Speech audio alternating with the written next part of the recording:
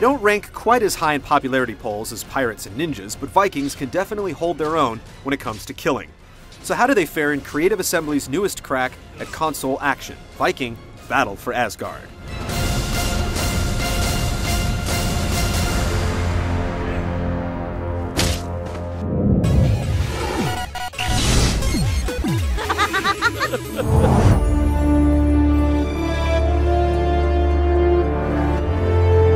Setting the stage for massive amounts of Viking bloodshed, Freya and Hel have started up the ultimate sexy Norse goddess girl fight, dragging the entire world into a bloody battle for freedom. Hel has been banished from the swanky heaven of Asgard, and she's not taking it lightly. In order to stop her rebellion, the goddess Freya chooses Skarin as her emissary of earthly ass-kicking down in Midgard. When the gods make war, we mere mortals generally go with the flow. Brief chats with Freya, blood-red visions, and the occasional comic book-style exposition drive the overarching story, while you engage in the immediate story of gathering allies and making war. Most of the drama is backstory, but it's easy to follow the series of events as they ramp up towards the conclusion. You'll always have a clear sense of what you're trying to accomplish.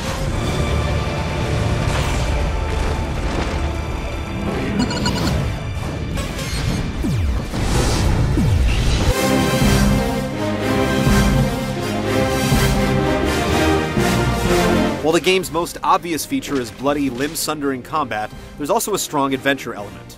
As the clean-shaven Skarin, you'll scour the countryside for allies and supplies, liberate lands that have been captured by the enemy, and occasionally go toe-to-toe with your counterpart, Hel's own champion, Draken.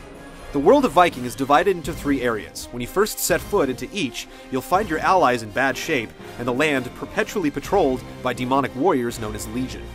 While you can't take the enemy head-on yourself, scouring the land and completing missions will help you build a sizable Viking army capable of taking down the largest of enemy strongholds in an impressive, large-scale battle. Accomplishing tasks, such as liberating a lumber mill or taking out a watchtower, set the stage for larger battles, which may have additional quest-like requirements. Before the first major battle, you'll need a dragon amulet to summon heavy artillery, for example. Oftentimes, accomplishing a mission will lead to a follow-up request, such as retrieving a lost item crucial to the war effort. But if you desire us to follow you into battle, then we will need more proof that you have what it takes to lead us. You can see your army grow as you go along, and it's satisfying to fill up a formerly occupied city with cheerful, hard-drinking Viking compatriots. But unfortunately, the rush of victory is dulled by repetition. You summon a dragon on the first island, and you summon another on the second island. You can't argue that 2 dragons aren't better than 1, but by the 3rd island, you're liberating your 3rd distillery, staging your 3rd ambush, and taking down your 3rd watchtower while fighting the same enemies. The major battles, as cool as they are, also change very little as you move forward. As your armies grow, Skarin finds himself with a bigger health bar. He can also learn new moves by cashing in money at an arena or upgrade 3 elemental attacks. Even so, character growth is disappointingly limited. Freya will actually call you to upgrade your weapon before a major battle, but after thrusting your trusty sword and axe into a glowing pillar of light, they come out looking pretty much the same, with no noticeable improvement. Maybe they're a little shinier, bigger, or stronger, you can't really tell, and it's too bad. When you're not doing battle, you're free to roam, which lets you recruit bonus troops, but you don't really notice them in battle. Along the way, you collect gold, which you use to purchase items, and during certain battles, skulls, which unlock achievements in the 360 version, and are completely useless in the PS3 iteration.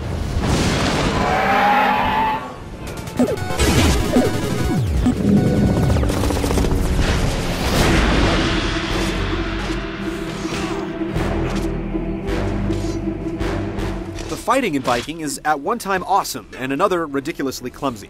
One thing the game always does right, though, is Viking stealth. If enemies haven't seen you yet, you automatically sneak around and can kill unsuspecting enemies with a single attack. If you're found out, there's no awkward transition from stealth mode to fighting. You draw your weapons and have an opportunity to fight your way out of trouble. Once you get used to the dodge, the ever-useful shield bash, and learn a few new fury moves, which let you bash away shields or get the drop on quick enemies, the combat system proves itself to be pretty enjoyable. You can purchase a few thrown weapons like axes and exploding barrels, but they're not really essential to completing missions. The gory finishers you can perform on wounded enemies and bosses are shamelessly ripped from God of War, but they still haven't worn out their welcome. One place where the imitation isn't quite as welcome is the constant reliance on rapid button mashing. Whether you're opening a chest, pulling a lever, turning a key, or even holding up an amulet, the game asks you to hammer a button like a maniac to prove your Viking manliness. Making your way from objective to objective takes a lot of walking, but there are laystones that let you warp. Having to walk can still be a drag though, thanks to a cumbersome jump and slow gait. Once you've prepared your army for a major assault, battles take on a different feel. Both armies have shamans who resurrect and effectively respawn fallen troops, so while hacking through crowds helps your immediate war effort, it's important to take out huge Lord of the Rings style ogres and big dudes with bigger swords. This will earn you dragon runes for fire support. The siege-style battles are definitely a highlight, but there's no consistency between these special battles and normal gameplay. Why can't you get any volunteers to liberate the lumber mills? And why does your dragon never feel like taking out huge contingents of enemies brazenly marching down a road?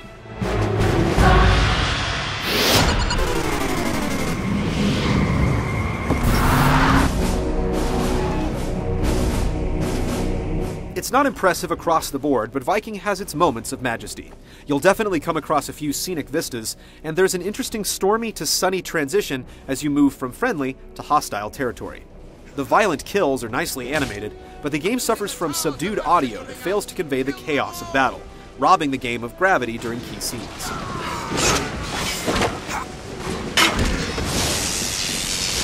It's also hard not to notice that lips don't move when people talk. Let your pet defend himself, Hel. Do you fear your blessing will not be enough? And the game obviously chugs during the huge battles, although the trade-off is an admittedly impressive number of combatants on screen.